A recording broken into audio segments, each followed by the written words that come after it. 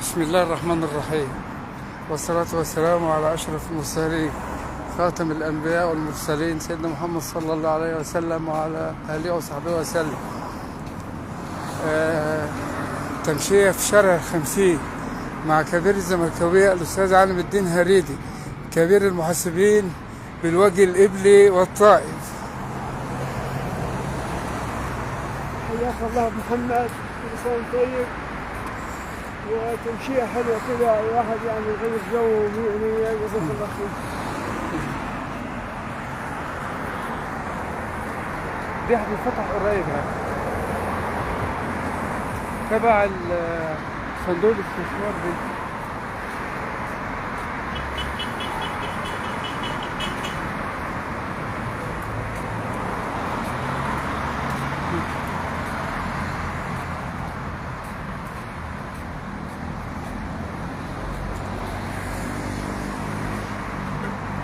الحاج علي واخد بالك يا مشهد مع محمد، وهتيجي انت خلاص.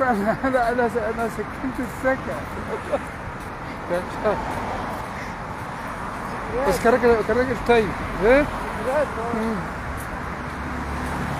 قوم اتصل بيه تقول له يا حاج علي معلش واخد بالك خلاص. يقول لها خلاص السكن ايه؟ لا يجي خلاص ماشي.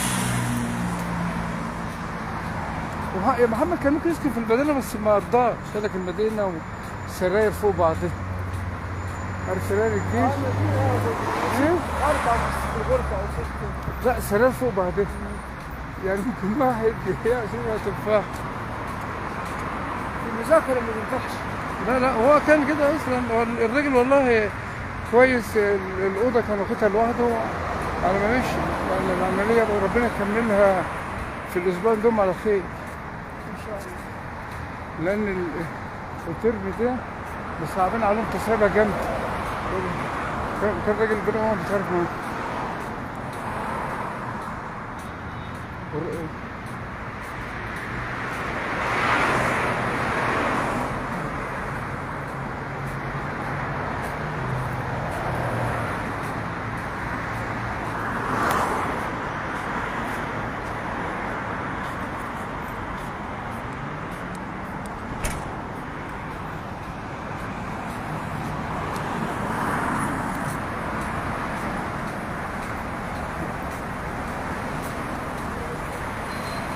هنا مفيش مانع ان احنا في الشتاء، في الصيف كله بيبقى لا مش زي